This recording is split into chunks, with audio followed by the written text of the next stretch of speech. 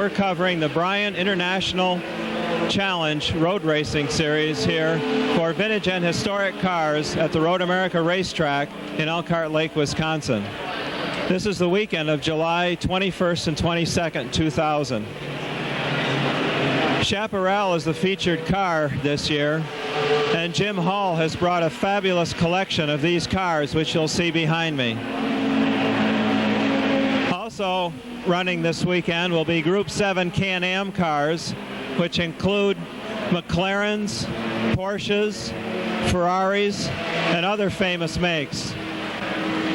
You will also see a variety of Indy cars, Formula One cars, and of course the older vintage and historic cars such as Allards, Austin Healey's, MGs, Triumphs, and many other makes.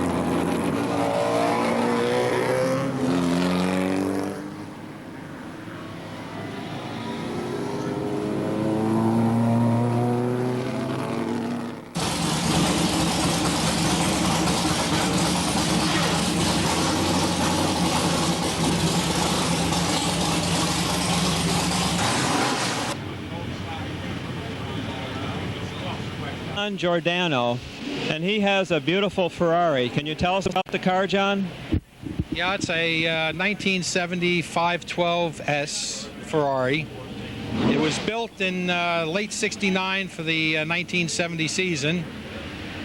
It ran 24 hours of Daytona with Jackie Ickx and Peter Shetty driving it, and unfortunately they had a bit of a shunt in the 6th hour and the car was out. It then ran in Monza with John Surtees and Peter Shetty driving it, and it finished 3rd overall, which was a nice finish. The car then ran in the Targa Florio with Vaccarella and Gunthy and finished 2nd, I believe. It was then sold to Francochamps, which is the Belgium dealer, who in turn leased it to Solar Productions to be used in the movie Le Mans. It ran in the movie Le Mans number 6 with Rene Herzog driving it. After that, it went through a number of private hands. I finally bought it in '81, I believe, and we've restored it a little at a time and pretty much raced it all over the country, from Laguna Seca to Sebring to Daytona, Watkins Glen, Elkhart Lake. We've had a good time with it. What do you like about Elkhart Lake? Elkhart Lake, it's the country atmosphere. The people are fantastic. The food is good. The weather's hot.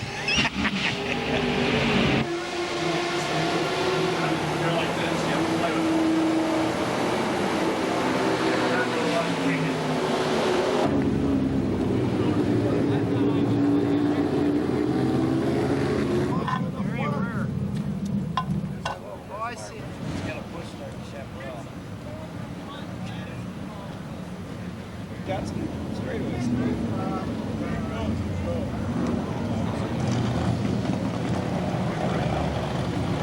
How's it going?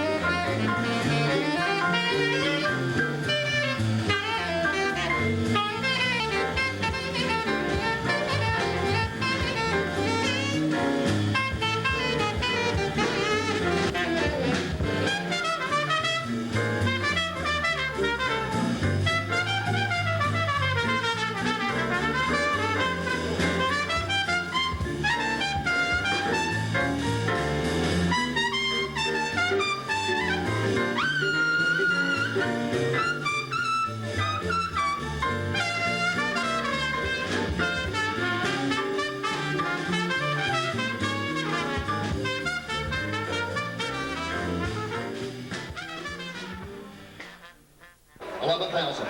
$11,000. Anybody else? $11,000. 11,250. 11,250. 11,500. 11,500, sir. 11,500. 11,750. 11,750. 11,750. 12,000. 12,000. 12,000. Yes or no? 12,000.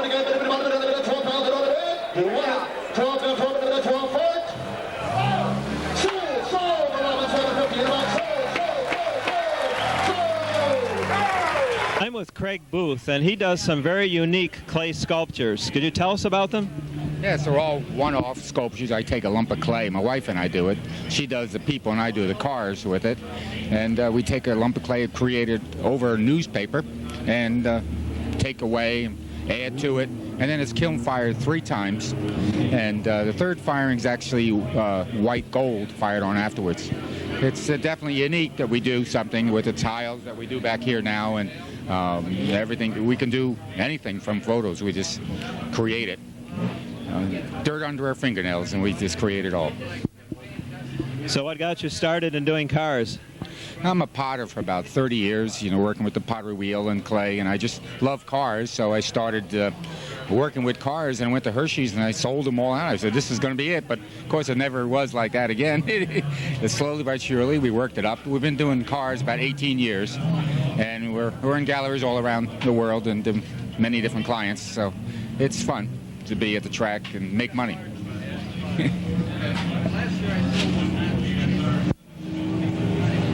The tiles are our most exciting new things now we're doing.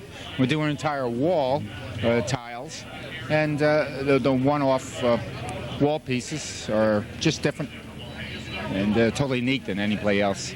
So that's the part that's good about it. Okay.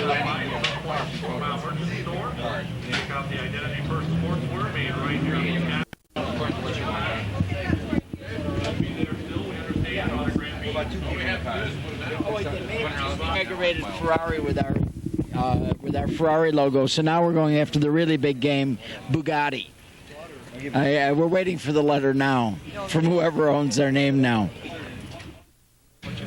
All right, I'm Jack Webster from Classic Impressions Automotive Art in Lebanon, Ohio. Came up here to Elkhart Lake for the BRIC this weekend, and we're introducing a brand new original painting by British artist Nicholas Watts of George Follmer at Riverside in 1972, which we also did an edition of prints of, and George Follmer was kind enough to do the signing this weekend. So it was great to be able to honor a legend in racing here at this CanAm Reunion.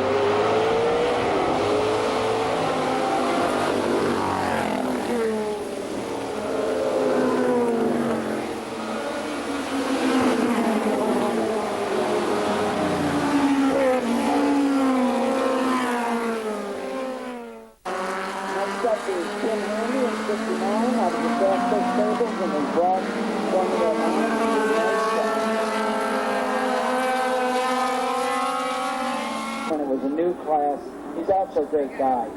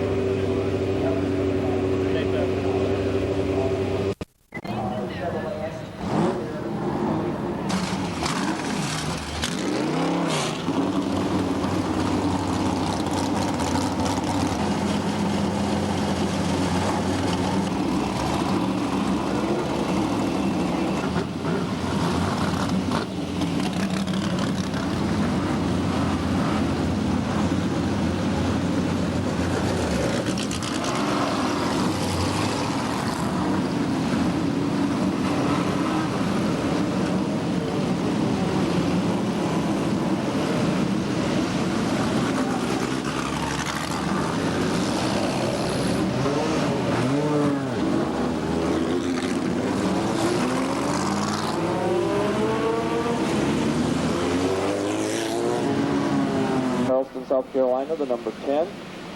Then we have Keith Brown out of Onstead, Michigan, at number 73. Michael LaCasta out of San Luis Obispo, California, number 21.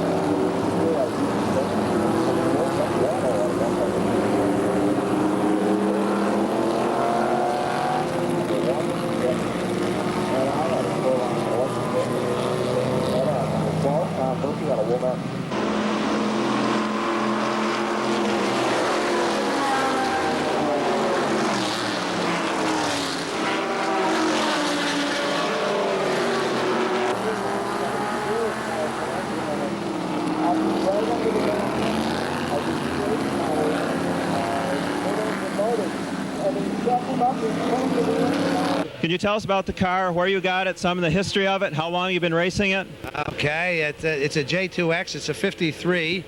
The difference between a J2 and a J2X was 6 to 7 inches longer, I believe, and you can pick it up mostly in the length of the door. I got it in California in 1991, 2. Just about, yes. And we bought it as a car that was supposedly been all done over, which of course it wasn't. And so Brian, he's the ultimate authority on cars anyway, he did the whole car over, and we race it about, I'd fair to say, 12 to 13 times a year. Is that? Very actively. Very actively all over the country. 3 races in California and Elkhart Lake twice. We love this track. And I also run a Cobra that I own, and the great track for both of these cars. And we run at Mid-Ohio and Watkins Glen and Lime Rock and Road Atlanta and Sebring and what have you, Summit Point and Savannah.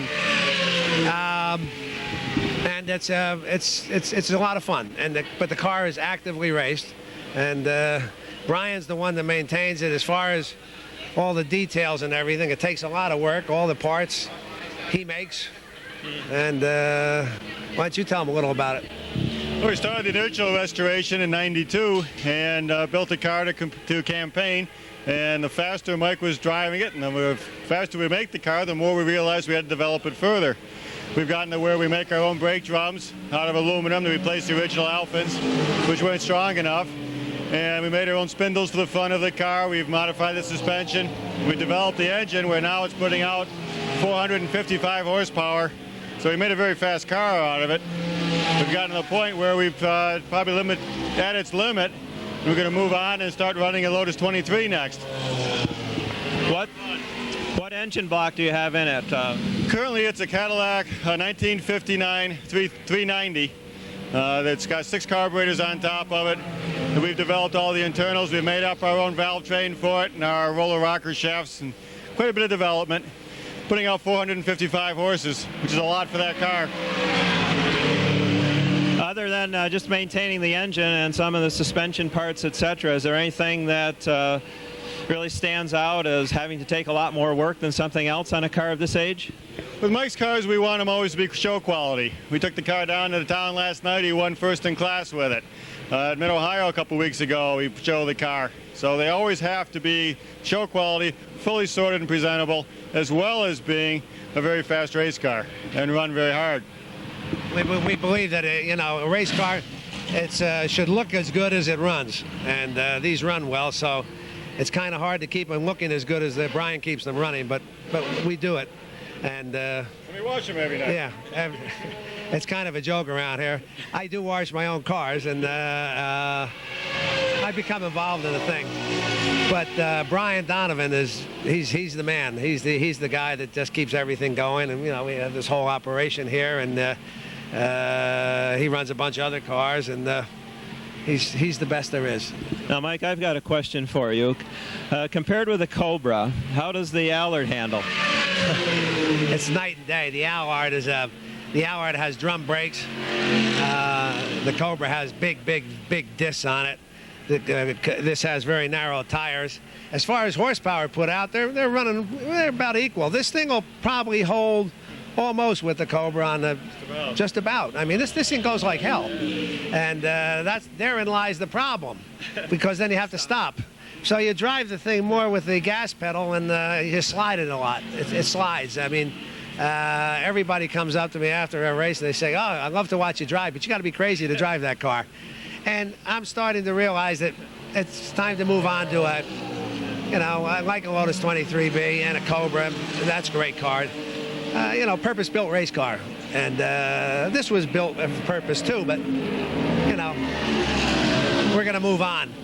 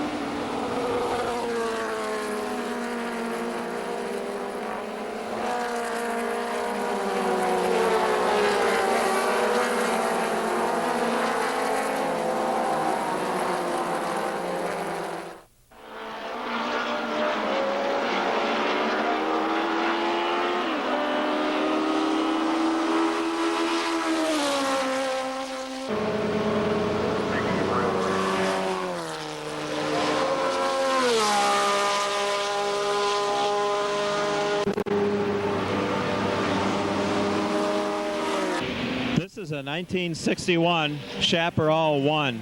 This is the first Chapparal that was built by Jim Hall and Hap Sharp of Midland, Texas. This was raced in the 1962 Road America 500 and was the winner. This is a Chapparal 2A. It has a small block 327 cubic inch V8, twin choke Weber 48 DCOE carburetors. Chassis is fiberglass twin pontoon semi-monocoque, footwells reinforced with honeycomb, steel mounts for front suspension.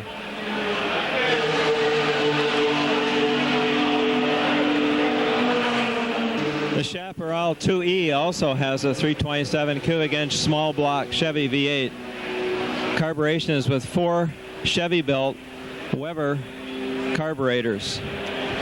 Has a 2-speed Chapparal automatic transmission.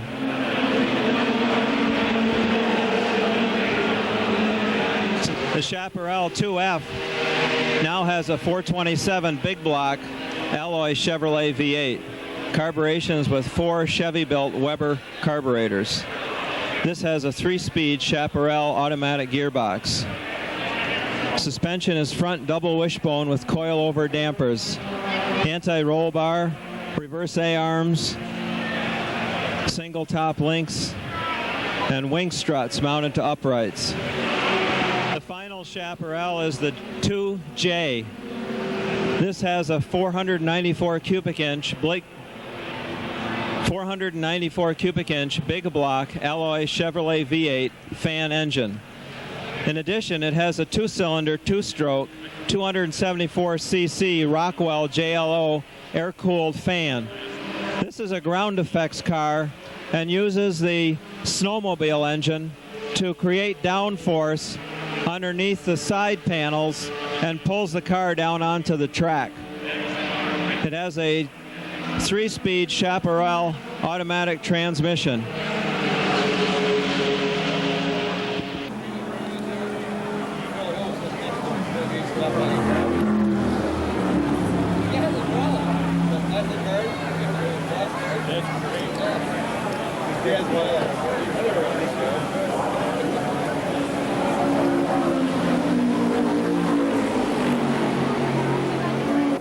What is it about those cars that made them so revered?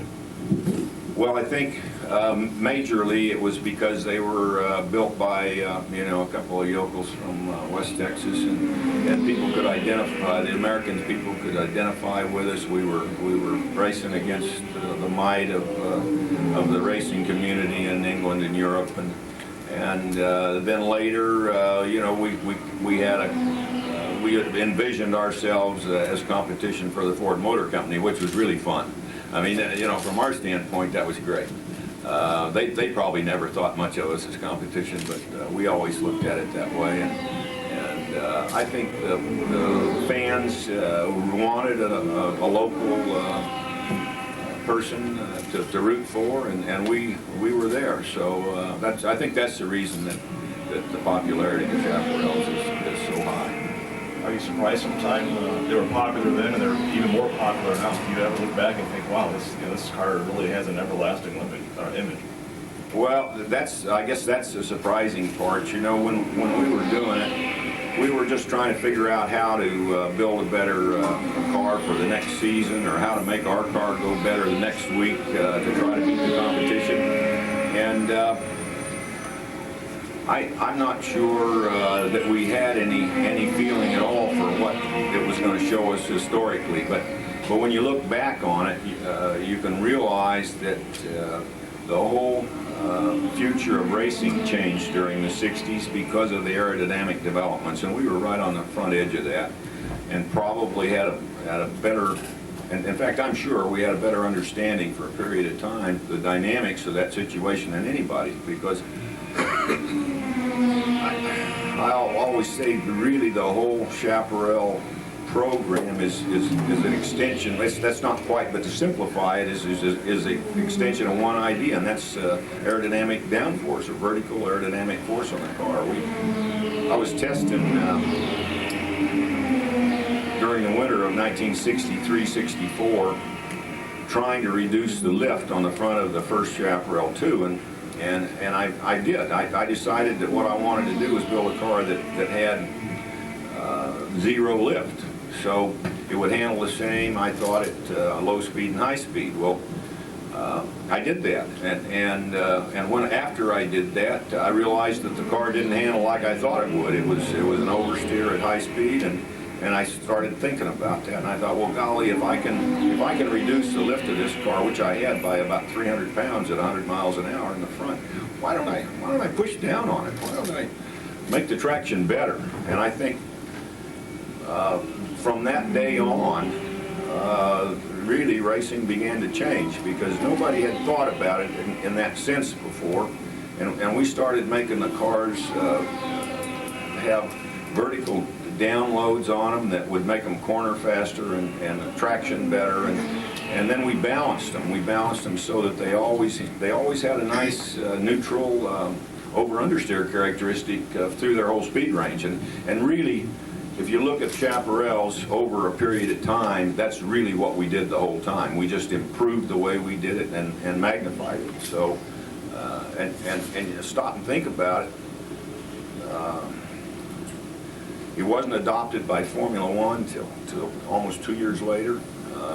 And Eric Broadley, who was a wonderful designer and a good guy and a smart guy, when he saw the car at Bridgehampton, he said, well, that's just a crutch. If you've got something wrong with your car, and that's the reason you have this wing on it. But you know, the concept of downforce and improved traction didn't sink in.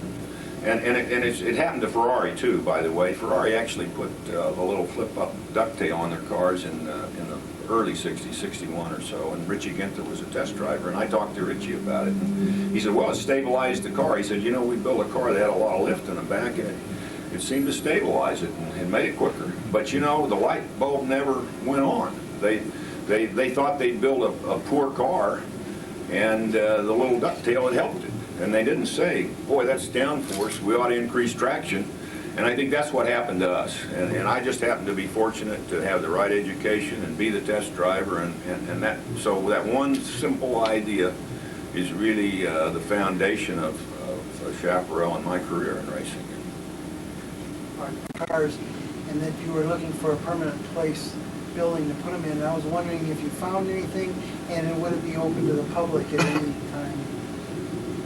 You know, that's happening right now. It's taken an awful long time, but the Petroleum Museum in Midland, who is right on Interstate 20 with a beautiful display of drilling equipment and in the oil business in Texas, has made the decision that they're going to build a Chapparal wing and house the cars there.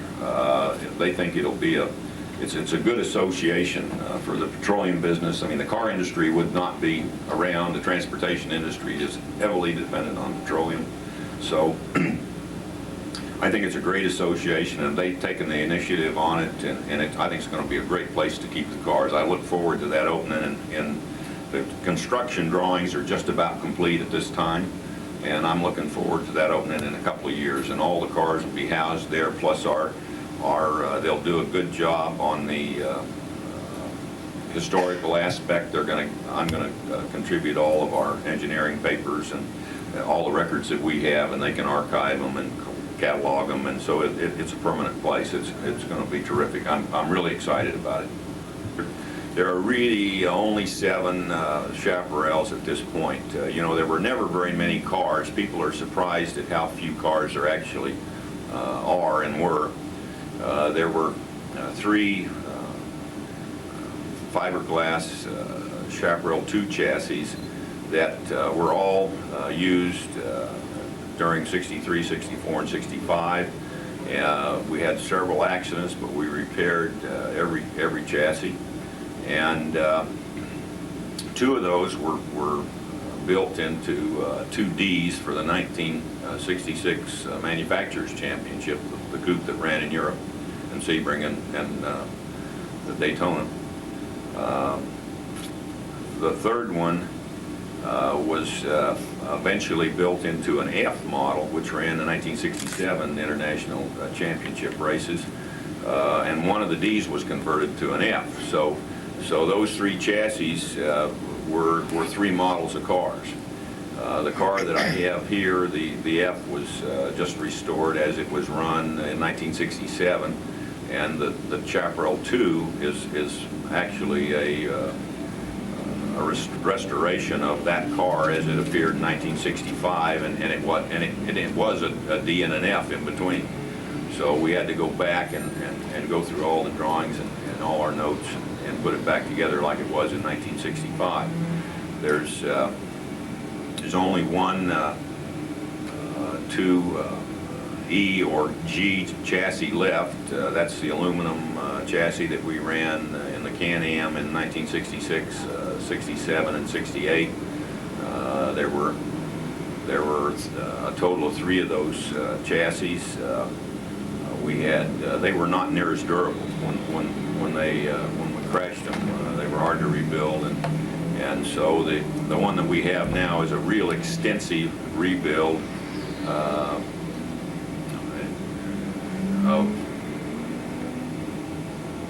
of the car that I crashed in 1968. Is what it is. So let's see. When you stop and count them up, there's also the 2H and the 2J and a 2K. And so if you look at the 4 cars we have here, there are 7 total Chapparals now. Well, Road America has been one of my favorite places to come my whole career. It's I think the the setting, the attitude of the people, the attitude of the fans here have really been made it fun. You go some places and the fans are, you know, they're shoving each other out of the line and trying to get through your barriers, and they're a little hard to deal with it. You know, the fans here have been knowledgeable. They've come here to have fun, and I think they appreciate the cars and the effort you put in. I always think of Elkhart as I remember the bratwurst and the corn and the attitude of the people here, and it's usually beautiful the time of year we're here. The track itself is a little different because, and I don't know right now, I haven't driven it in a long time, but it's got long straightaways and reasonably tight turns at the end in several instances. So it's not as I always like to think of high-speed turns as the ultimate in racing, and Elkhart is a little bit stop and go. It does have some very interesting turns. Turn 1 and 3, I think they say, are both really interesting turns, and used to be before Wings, the kink after the carousel was really a good turn. After Wings, it's a straightaway. So that changes it a little. Coming up Thunder Valley through the after the back straight is really an interesting part of the course. So I'd say Elkhart is a wonderful racetrack in a lot of ways. They've made it a lot safer now. I think it was hard to make safe. It had guardrails that weren't, in my opinion, as well constructed and thought out as they could have been in the early days. But it was, you know, it's like the rest of the sport. It's changed a good deal. They made it modern. It's a great racetrack.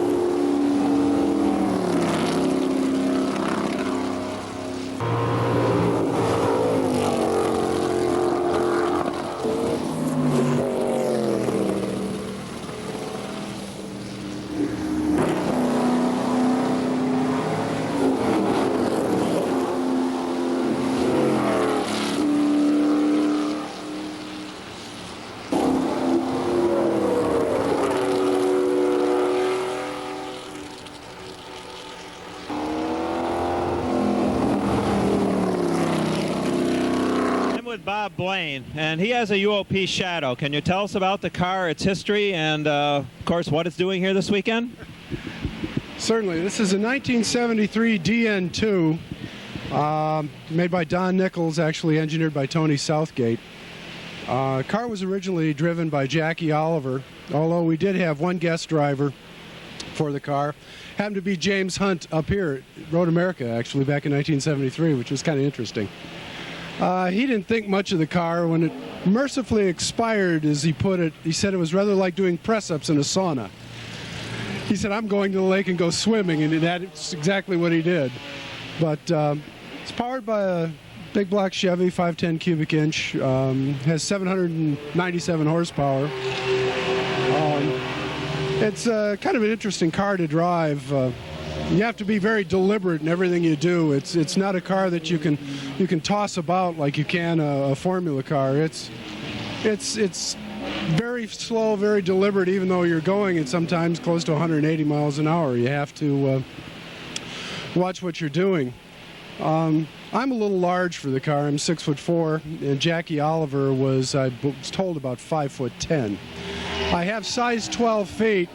And if you were to remove the nose off the car, you would find the foot box is very, very tiny. So I have to squeeze into size 10.5 shoes so I can drive the car. And I drive it somewhat duck-footed on top of it. So it's a little awkward. It's probably one of the most interesting cars from the standpoint, at least fan curiosity. There's a lot of McLarens out there. And, of course, people are interested in McLarens, but it seems like this car draws a crowd really like no other I've seen, and this is the third year I've had the car up here. So it is kind of neat to have. I don't think of what else I can tell you about it. History of the car. The car really only ran for 1 year. It was in 1973. And unfortunately, it was probably not the best design car in the world from the standpoint of the front suspension. The upper A-arms and the lower A-arms are almost equal length. Subsequently, it doesn't like to turn. It plows more than it turns. I've had the car for 3 years now. I bought it from a gentleman in California who had restored the car, and it's my understanding he was the second owner, Don Nichols, of course, being the first. I've never had the chance to meet Dono. I spoke to him many times on the telephone. I've seen the pictures of Don. Don's about late 70s, white hair, looks a little bit like Colonel Sanders, and quite the character. I mean, some of the stories that I've heard about how Don ran the team back in the old days, they were underfunded. Originally, they had approached Universal Oil Products to sponsor them, and UOP is a manufacturer of distillation equipment for the gasoline industry. And in the early 70s, you might remember, they were bringing on lead-free gasoline. And they were trying to convince everybody that lead-free gasoline was as good a product as leaded gasoline, and you could race on it and be competitive. And that's why UOP decided to go racing. Subsequently, Don, as I said, sometimes had some financial difficulties in terms of the team. They were running on a shoestring. And the story goes, this car was built in Des Plaines, Illinois, just outside of Chicago near O'Hare Field. And one day the sheriffs show up with a warrant to shut the place down, and they're going to repossess everything that Don had in the building. Well, Don had a long, narrow building that had a big, large door that separated the two. This car was in the back of the shop, and they had a prototype car that they were working on in the front of the shop. Well, the sheriffs came in, and they were taking everything out of the front. Don's guys had opened up the door in the back and was pushing this down the alley and stuck it in a warehouse to keep it from being repossessed. So the car's got a little bit of history to it.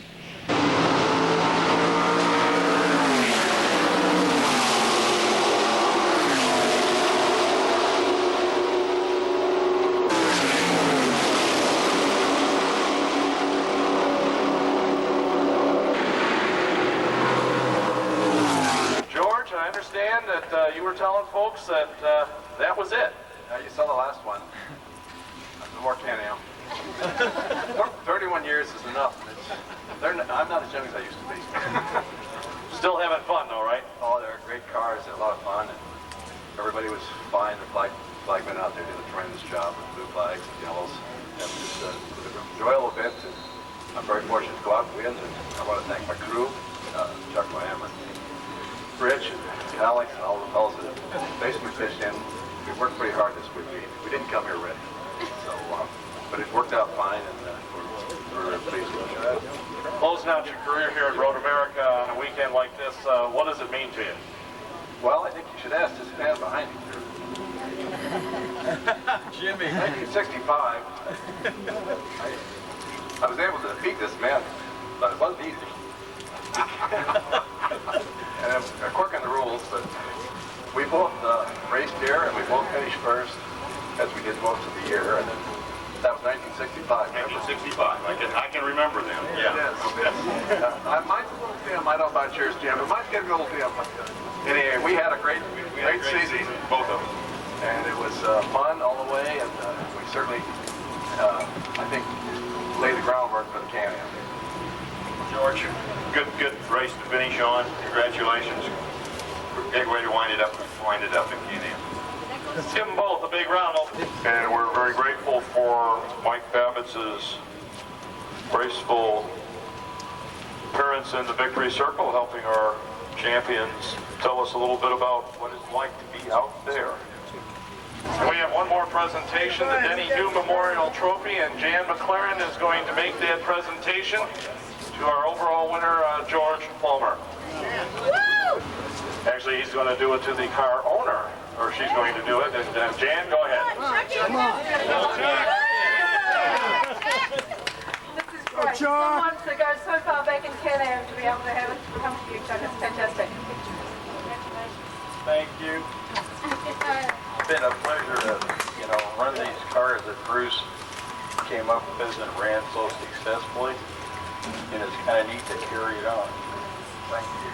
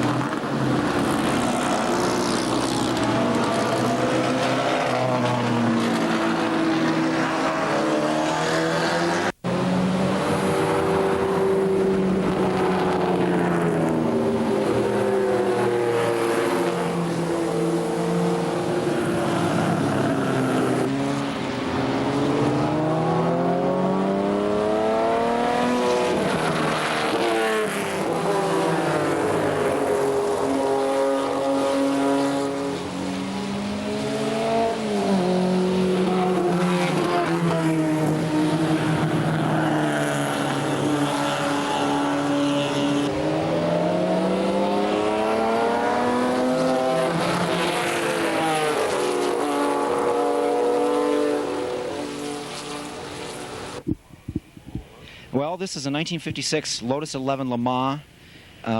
It was the 30th Lotus 11 off the production line in 1956, which was the first year of production. The car was originally raced at Silverstone in England in 1956 by Tony Ellis.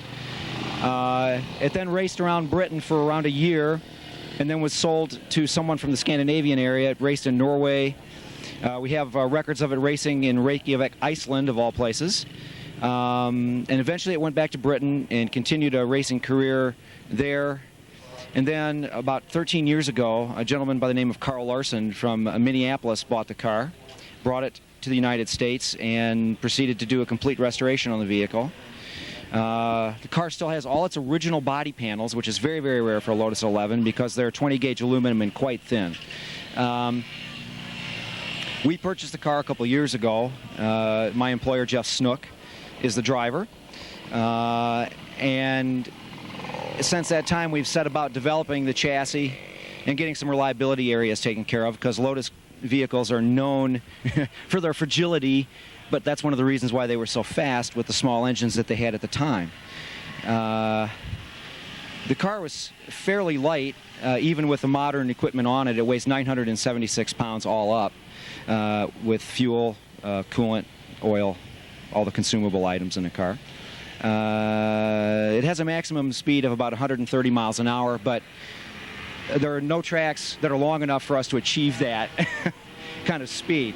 It's competitive in its class with the mild engine that we have in a car, because we're more concerned with durability. Last night, which was Friday night, we entered the car in the race car concours in Elkhart Lake, and we took second place, which is a big gratification for us because we never intended the car to be a show car. It was always meant to be a racing car, which is what it was built for initially, and we intend to keep doing that. But it was a big surprise to us and a big pleasure for us both because it is our joy. And we're just happy that a lot of other people like the car too. So it's been a lot of fun.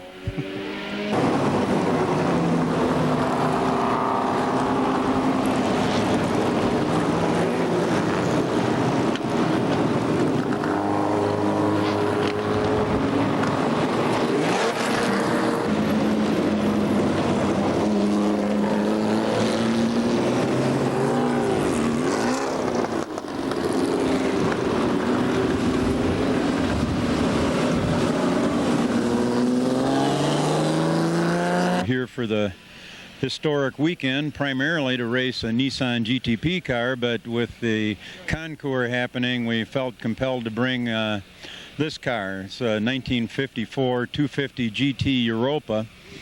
There are about 37 of these built, every one of them different, as all the early Ferraris really were. But this particular car has quite a bit of history in that it was originally bought by Jacques Swatters of Spa and raced by Olivier Jean de Bienne in the 1956 Liège Rally, to where he finished third overall against actually the proper race cars. One of the biggest comments we get on this car is, why are those ugly things on the front of it? And they actually were put on by Jean de Bienne in 1956 because the rally through the Alps involved so much mountainous territory that obviously what they are stone guards, not bug guards, but to keep the rocks from breaking the headlights. The car was completely restored about 5 years ago to do the Carrera Panamericana. The one kind of obviously not original thing in the car is a full roll cage, but you have to do that to run the Carrera. The Carrera is probably the last full-on rally in the U.S., or excuse me, in this part of the world, in Mexico. You go from roughly the Guatemalan border all the way to Nuevo Laredo, and it is a timed rally, but the time is simply how fast can you get your car from one checkpoint to the next. So it's truly a full-on rally in vintage cars. A lot of people laughed at us when we showed up the first time in this car, figuring it would never last, but both years we finished, and last year we actually won our class and finished a respectable 12th overall out of 50 cars in a number of classes, so we were very pleased. So we brought the car up here to Elkhart Lake to let people see it, and we drive it back and forth. It's not persnickety or anything like that. You can just start it up and run it away. So glad we had the chance to show it to you.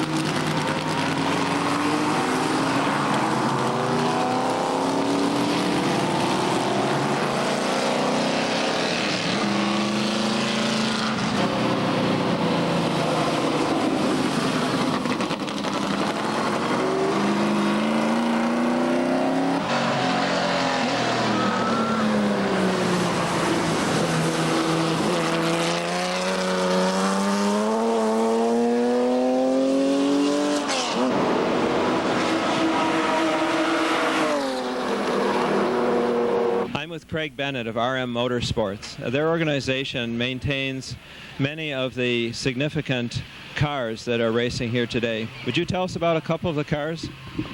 Well, we have over here a 1988 Porsche 962 that won a Japanese Group C championship in 1988.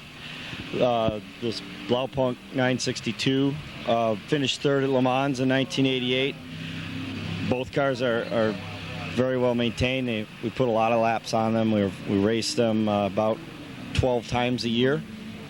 And this is one of the bigger events to run these cars at because they get a chance to open up a little bit down the straightaway.